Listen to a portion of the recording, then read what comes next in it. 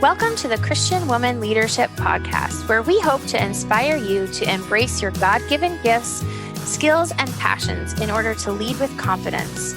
We want you to remember that you are fearfully and wonderfully made in the image of God, and you are fully loved by Him.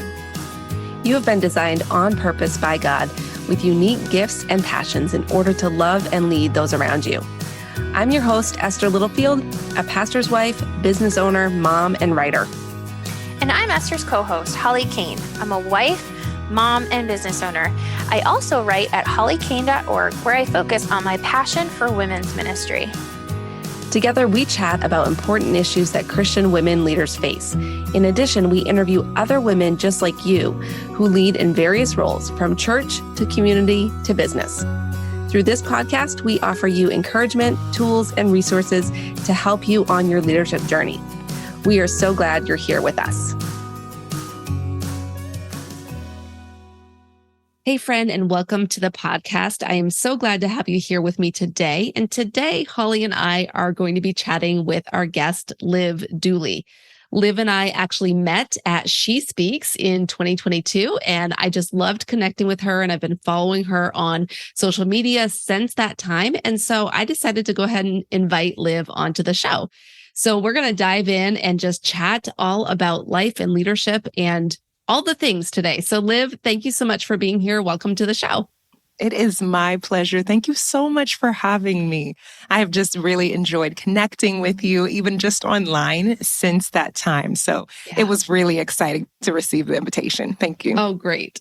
Well, to get us started, why don't you share a little bit about your life and what your leadership looks like right now?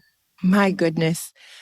Well, I have been through different seasons of leadership that I am incredibly grateful, because I feel as if all of it has helped me to, lead in the current season that I'm in. I began to work with a group of women through a nonprofit that I founded about 8-9 years ago now.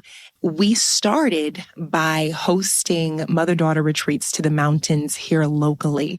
However, it has just shifted and grown and developed. And even though the team is a little smaller than that which we started with, I feel as if we are really doing some good work that is incredibly effective in the kingdom and that just lights me on fire.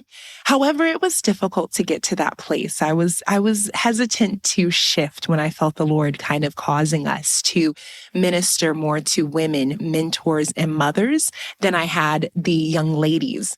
But it's been a really good shift. Outside of that, I am a podcast host, so I have the opportunity to lead amazing conversations with incredible women who are doing important work in our world. And even beyond that, I get to lead a group of second graders, which is probably one of the hardest jobs I've ever had in my life. I've been doing it for about 15 years. And just when you think you got that thing down and you are a great leader, you get a new group that introduces new opportunities for growth. So that is a lot of fun.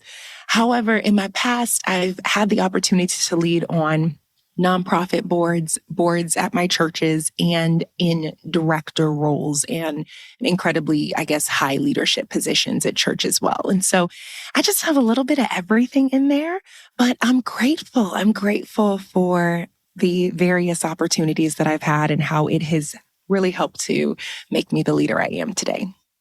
Well, I would love for you to tell us a little bit about your leadership journey and maybe when you realized you were a leader and kind of how you got from childhood to sort of where you are now.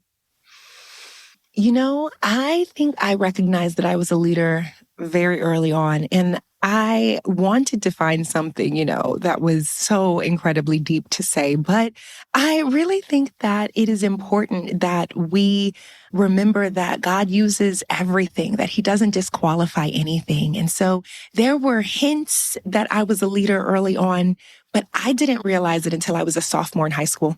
I went to a small Christian school, and we didn't have many extracurriculars at all. However, I loved to act, and I had always acted at all of the other schools that I'd attended.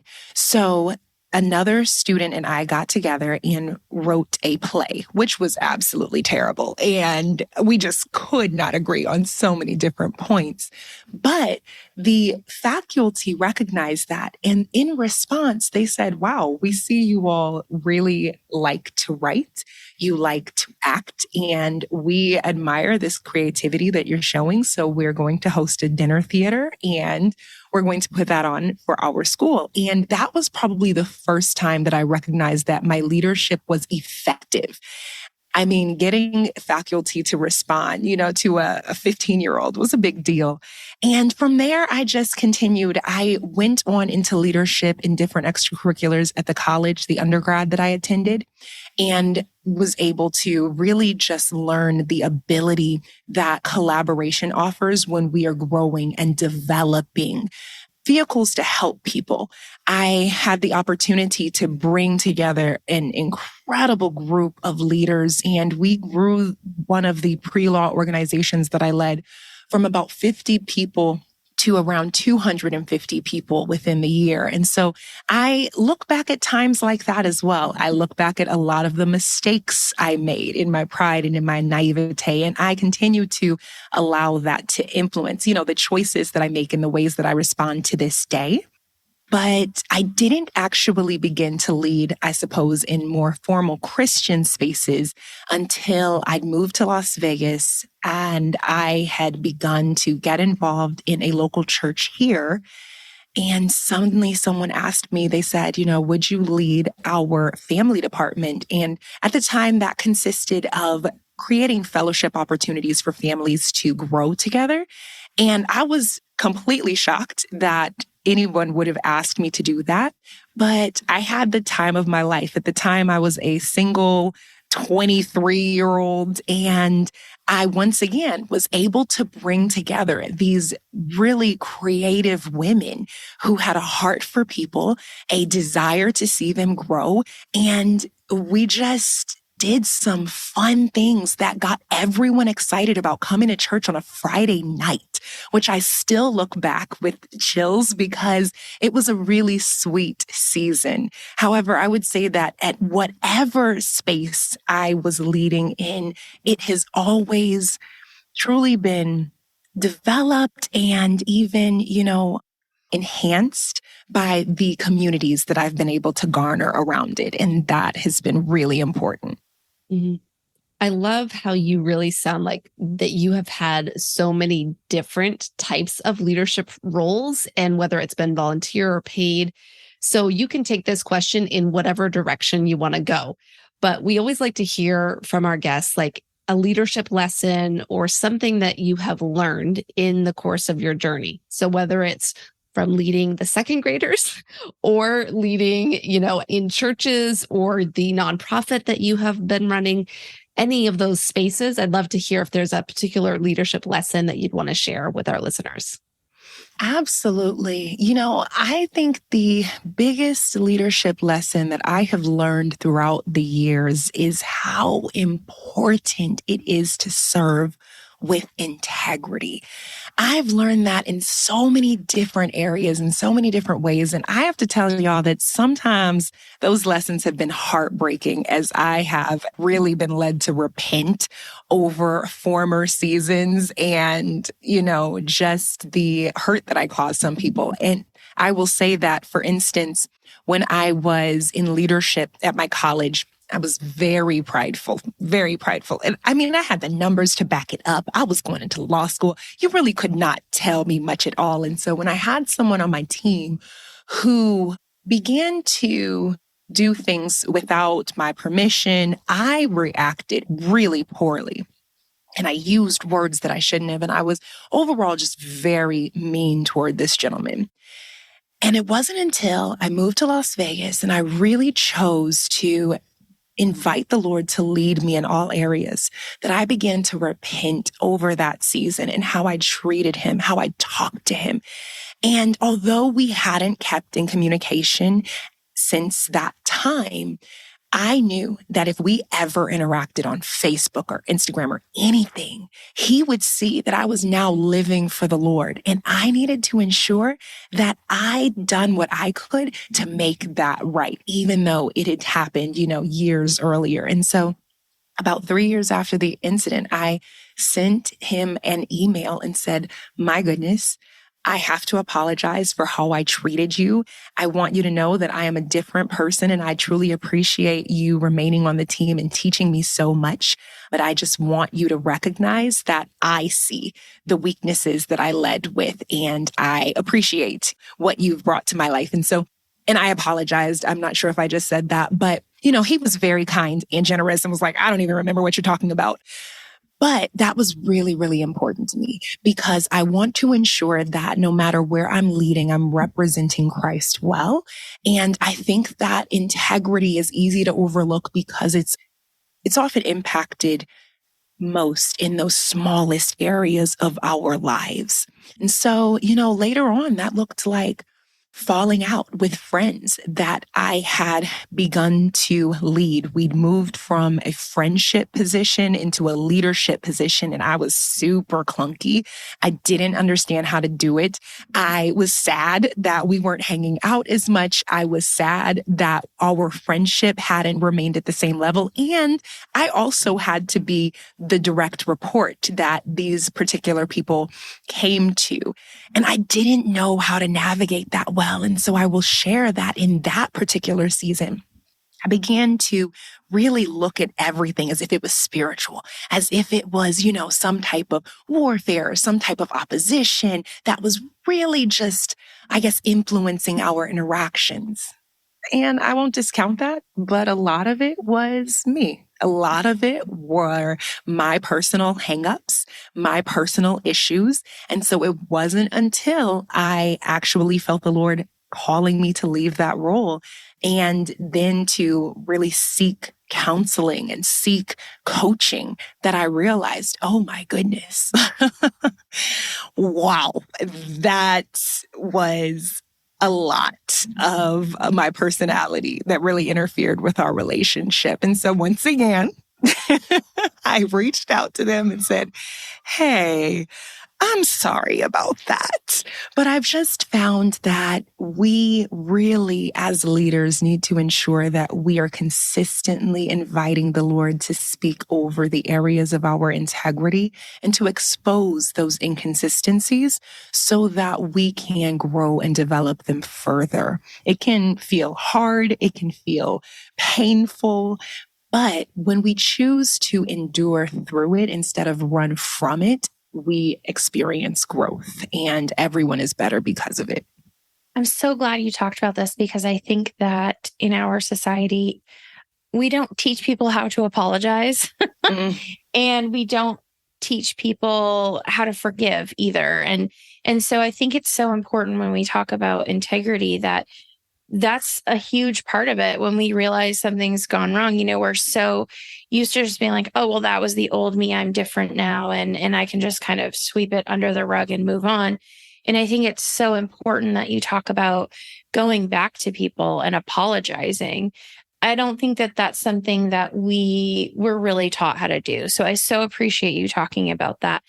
And I want to get into this conversation about integrity a little bit later on, but I think I have a couple more questions that I want to sort of change gears and ask you about first.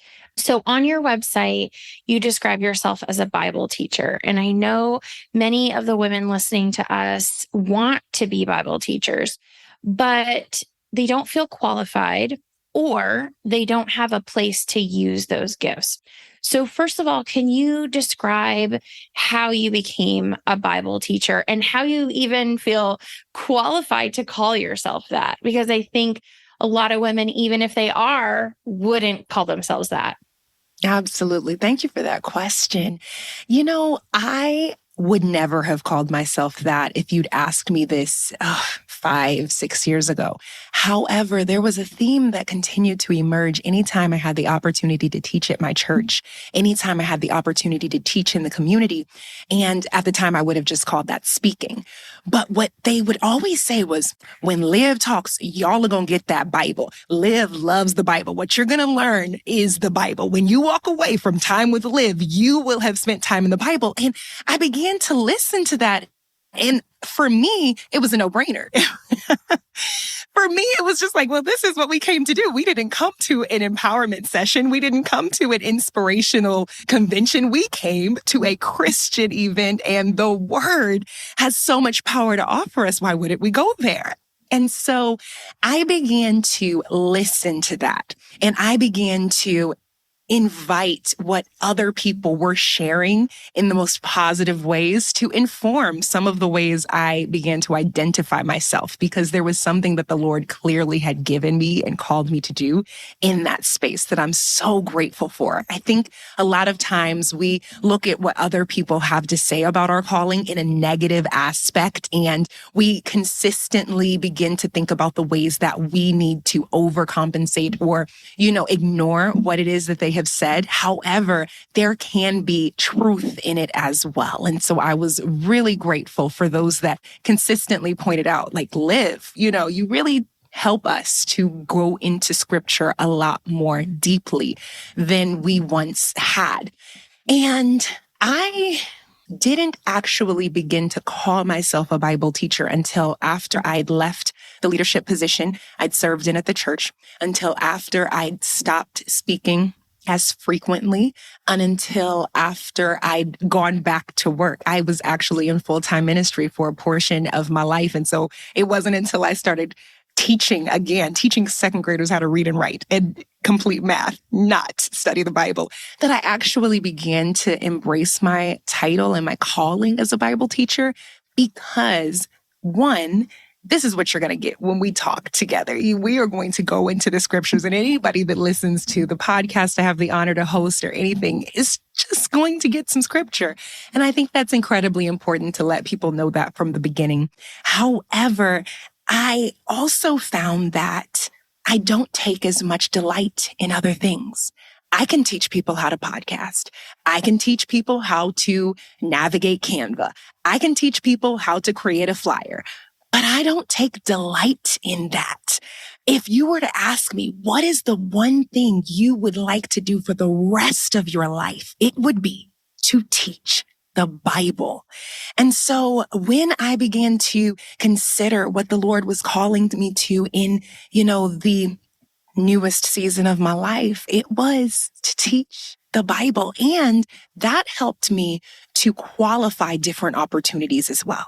Because now, sure, you can invite me to a conference to ask me if I can teach everyone how to, create beautiful graphics on Canva, but you shouldn't, because there are others who are passionate about that. There are others who are going to stay up at night laboring over that PowerPoint. There are others that are going to get excited to talk about that, and they are not me. And so I embraced that as just an invitation from the Lord to do what I feel He's called me to do, what brings me joy. And I find that it helps others to recognize what we're going to talk about, what kind of content I can bring to a session that we may enjoy together, and different things like that help to narrow it down.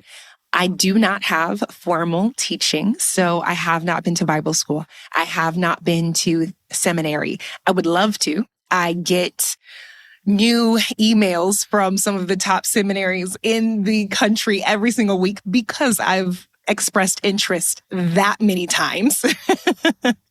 I just don't have the bandwidth at this particular time. And so what I do instead is I take advantage of the courses that the Dallas Theological Seminary offers for free.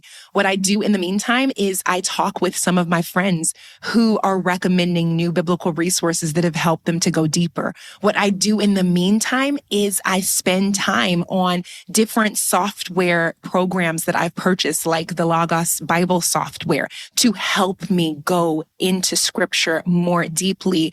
And in some ways, I suppose, overcompensate for those areas that I may just not be aware of.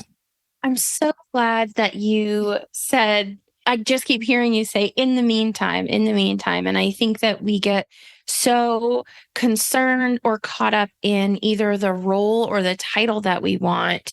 And if we can't get there in conventional ways, or we can get there in our own timeline, we just kind of sit back and wait. And I love that you're saying, in the meantime, I'm doing this in the meantime, because there's so much out there that really can support those things, even if we can't do the quote unquote traditional way or the conventional method of getting there. Right. And so I love that you talk about that and that you are demonstrating that in your own life. One of the things that is important to us on this podcast is that we have women from every theological stance on women in leadership. And it's important for us that all of those people are welcome to the table. And so I would love for you to talk about how you think women can step into that role of Bible teacher, no matter what their church believes about women in leadership, wherever their church or fellowship lands on that spectrum. How can women step into that role of Bible teacher? Oh my goodness, I love this question so much. I have the opportunity to serve with a couple interdenominational ministries. And what I've found is that when we start with those whom the Lord has entrusted us to, He takes care of the rest. I started ministering to young women, to girls that were 11 and 12 and 13. And at first I felt as if that was something minuscule, that wasn't as important as women who were traveling the world and speaking to large groups of people. But then I realized I have the opportunity to speak into young ladies who are in an incredibly pivotal point of their maturation. I have the opportunity to lead them to the Lord. There can't be any more important work in my world than that. So I started there. And I will tell you that there were times where I began to look to other people and I began to compare what the Lord had called me to do with what they were doing. And I began to belittle those things because I didn't have hundreds and hundreds of people attending my conferences. And to be honest, I think maybe one of the conferences that I'd hosted earlier on had 150 people. But other than that, the others have been small. The others have been around 20 to 30 people, maybe 40, but oftentimes 15. And I love that. I love the interaction that we get to have. I love the depth that we get to enjoy. I love the fact that when we leave those spaces, we walk away feeling as if we know one another a little bit better than when we started off, instead of simply passing by one another to take a quick picture and plan a coffee date that never actually happens. That is what the Lord has given me in this season, and it is absolutely beautiful. So one of those scriptures that I look to for encouragement is Titus 2. And I can't exactly remember the verse, but I believe it's 3, 4. In that, the writer of Titus is just telling the women to encourage the younger women. And so wherever you are, I would encourage you to start with those whom the Lord has entrusted to your leadership. It might only be 3 friends. It might only be 3 young ladies that every time you look up, they're always hovering around you. It might be 30 or 300 women or, mixed audiences if that is what the Lord has called you to. However, I would just say don't overlook anything because it feels small. So good, Liv, and really in alignment with what we share and what we believe on this podcast. So I love that you're sharing that message. I know that we have had guests that have shared a similar message here in the past, but I think it's one that we need to keep hearing over and over because we constantly, I think, are being bombarded with the message that, bigger is better. And we have to, if anyone who's listening has attempted, as I have, to move towards getting a book published, you hear, you got to grow your platform, right? Like, Goodness. you know that. And so when you're thinking about those things, you can lose sight of just doing the work God has put in front of your 2 feet in the place that you're in right now. And you focus so much on that future goal that you forget about ministering to the people in your own backyard. So I love that that's what you've decided to do. So Thank you for sharing that. So I want to jump back to what you shared earlier. You talked about integrity and the importance of integrity in leadership. And I'd love to know why this is something that you feel so passionate about for yourself. Absolutely. My goodness. I told you there have been seasons, y'all, just seasons where I've walked through different things. And there was one season in my 20s and early 30s that I was determined to gain influence. I wouldn't have ever said that I wanted to be an influencer if you had asked me that, but I was determined to gain influence. And I actually compromised my integrity in pursuit of greater influence. And it wasn't until I felt the Lord calling me to walk away from some of those formal leadership positions I'd had, from some of those opportunities to minister full time, that I began to realize that was the greatest gift He could have ever given me. And although He'd given me a choice that I could have stayed, that I could have continued to pursue those outlets and those opportunities, it would have only continued at the expense of greater and greater integrity. And I learned that in so many different ways. I mean, there were ways that I was overlooking those whom the Lord had once again entrusted to my leadership as I focused on the goal that I felt we were called to. I didn't realize that the important part of everything we were doing were cultivating the gifts and the leadership potential among those women whom He'd entrusted to my leadership. Instead, I looked past them. And a lot of times I acted like that too. I would check in on people. I would have potlucks. I made sure that we did all of the team building activities, but that was because we had work to do. And so I consistently looked over the opportunities that the Lord had given me to help others steward the love of Christ.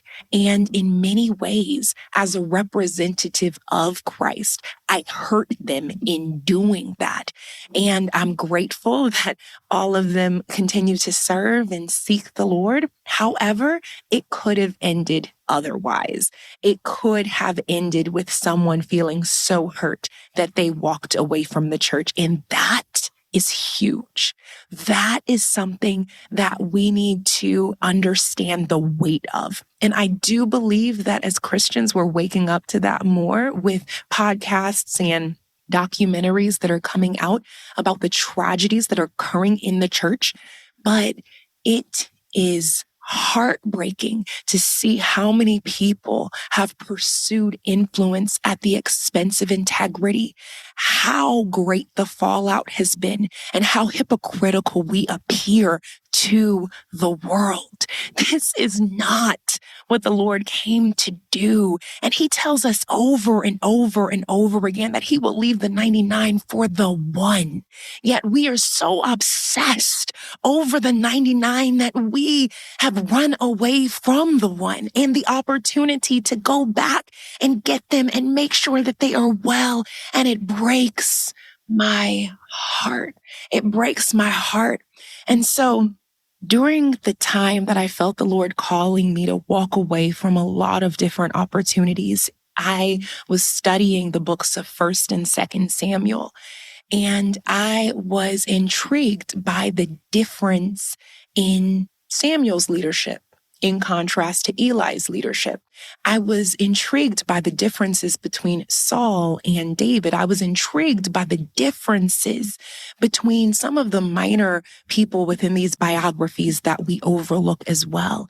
And one of the themes that stuck out to me was their choice to invite the Lord into every area, to expose those inconsistencies and those insecurities, and then to use their time wisely. There's one woman, the wise woman from Tekoa, who I absolutely adore that I just don't think enough people talk about.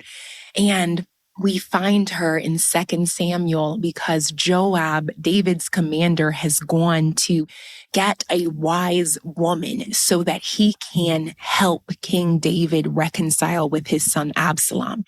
And in studying her story, in studying the different things that I have learned about her, I see that she had to steward those opportunities well before she had the honor to go into the palace well. And she had to ensure that she wasn't overlooking anyone, because otherwise she would have never been recommended to the king. You're just like speaking my language here. I think the thing that you said that sort of hit me the hardest that I'd never really thought of is when you were talking about how we've sort of forsaken the one and gone after the 99. And Jesus really calls us to go after the one. And I think that we have shifted, our culture has shifted from one-to-one relationships to one-to-many relationships. And you lose that ability to step into people's situations because you have to talk to 99 rather than one. And you lose the ability to live out integrity on a one-to-one relationship. And so I'm so glad that you shared that. I think that's going to stick with me for a while. I'd love to hear your opinion on what ways you feel the church is doing well and not so well in helping leaders live with integrity. I feel as if the church is beginning to have hard conversations. And I love that. I love that so much. I honor leaders that I have learned from for decades who are now sharing. I don't know all of this, but I've noticed that the Lord has spoken to you about this. And even though you're much younger than I am, or even though you don't have as much experience, will you speak into this space? I honor those that are beginning to shift the paradigm from these spaces where we're walking in as if we know everything into this is what the Lord is doing in my life. This is what I'm absolutely sure of because of how he's showed up. And this is where I still have a few questions that I am trusting him to continue speaking into. I think that's an incredibly important narrative to begin to embrace so that we can just grow with one another. The word is very clear on very specific areas, but one of the things that I love are the conversations that we're having about how to help people rise to the standard that God has set without abusing them, without manipulating them, and without, I suppose, hurting them further when they're already in a place that is broken. So I really enjoy some of the shifts that I see there, and I just feel honored to be a part of some of that as well through the spaces that I have been in and get the opportunity to continue to lead in. As far as not doing well, I still think we point the finger too much. I still think we are too quick to react. I still think that we are too concerned about getting our point across, particularly on social media, that we don't actually take the time to listen. And so I see that these contradict one another at times, that there are times where people say, I want to hear you. I'm here. I want to listen. And then there are other times we're saying, absolutely not. Sit down. I don't want to hear anything you have to say. This is why you're wrong. And I can't stand anything about you. And so that is incredibly destructive. And it's my prayer that we begin to feel the harmony that the Lord brings in his presence and the patience that he extends to others. I pray that we would honor the opportunity to listen more than we speak, and that we would allow his spirit to lead us instead of our desire to be seen, heard, loved, known, and talked about more. Oh, I feel like we could just, that's like mic drop moment. We could just end right now and it would be amazing. But also I feel like we could talk for much longer. But yes, thank you for sharing that. So Liv, if you could share a message with one of our listeners who is an aspiring leader, maybe she feels like she's not quite there yet. She hasn't quite gotten to the status of a leadership role, but she's wanting to lead others and do it well. What would your message to her be? My message to the woman that is ready to step out and that wants to ensure that she's leading well would be to seek mentorship and to open up about what it is that you're really dealing with. I have had some incredible mentors in my life, but I have forfeited different lessons that I feel now looking back on those opportunities that they could have taught me because I didn't want to admit everything that I was going through. I didn't want them to feel that I wasn't quite ready for what they had invited me into. And I didn't feel as if I could be honest and open. And what I have learned now is that women are ready and willing to share what it is that they have gone through if it will help us. But we have to first be willing to invite them to speak to those areas by exposing them ourselves. And that's going to require us to humble ourselves. I feel as if for so long I questioned whether or not I could be honest because I felt that leadership opportunity might be taken away from me. And now I realize that had it been taken away from me, that would have been the best gift they could have given me. That although it wasn't ever stripped from me and I was able to walk out of those leadership opportunities with relationships intact, relationships that I still minister with to this day. I know that if I had been honest, I would have learned a lot more for the season that I was in. However, I was so obsessed with moving forward. I was so obsessed with garnering influence. I was so obsessed with these different metrics that the world tells us we need to be cognizant of that I just blocked them from speaking into some of those areas. And now I realize that, y'all, the Lord's pace is the best pace. The word tells us that his yoke is easy and his burden is light. And I experience that now because I am walking in sync with him, allowing him to open up those leadership opportunities in the season that he feels I am prepared for them. And it has brought so much joy and so much delight without the burden, without the weight, without the questions about whether I can maintain it or not. Yeah, so I think that some of the things you're kind of talking about, you sort of mentioned those people in your life that you could have been honest with, and it makes me think about mentorship and accountability. And I think that goes perfectly with sort of what you do at your nonprofit.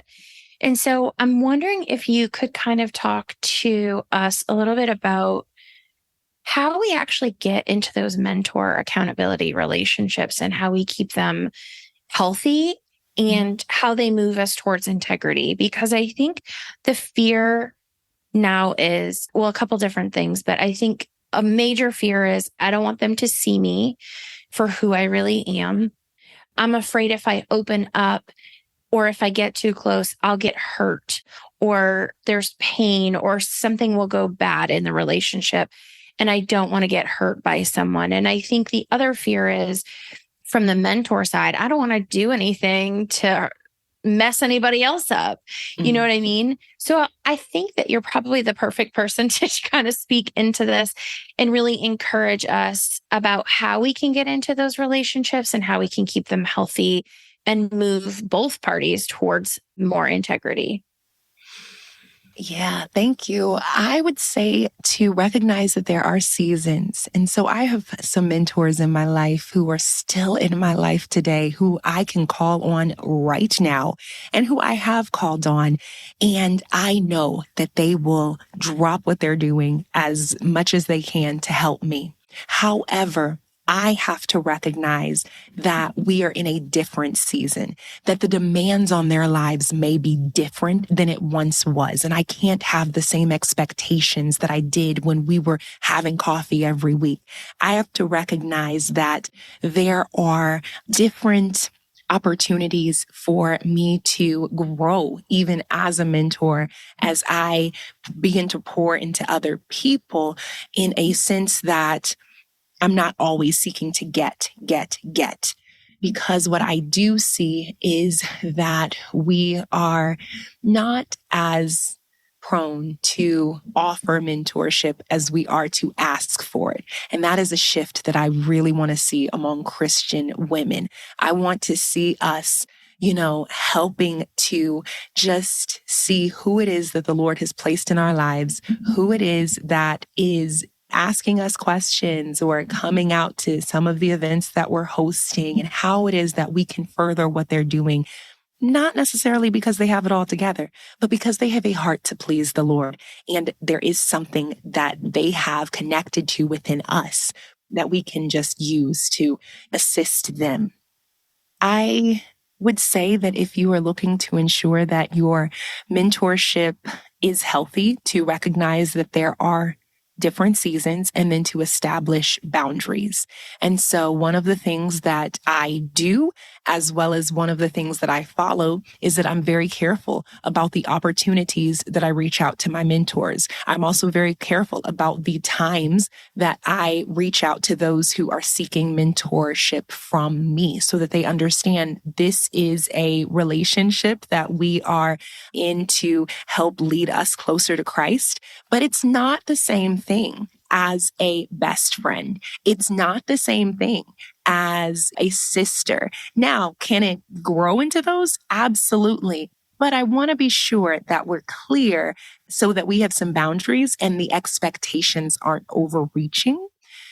I think that that's important. And so one of the things that I do now, even though I have my mentors on speed dial, and as I've said, I can call them and ask them to come out, I always ensure that I'm asking for their assistance number, that I'm reaching out through their assistance, because they have gone on. They've continued to do great things. They may now charge different things. And yes, we're friends. And yes, they may always, give me that family discount or that benefit.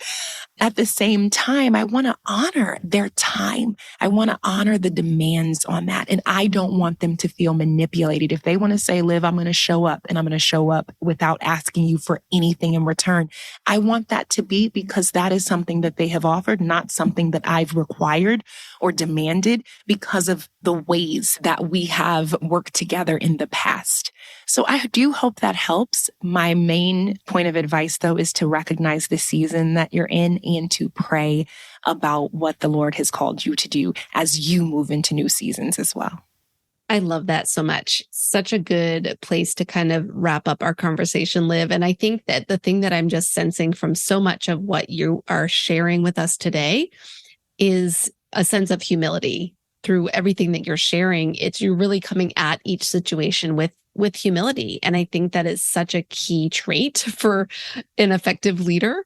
And it goes right hand in hand with the integrity piece. So I just appreciate that about what you're sharing with us today.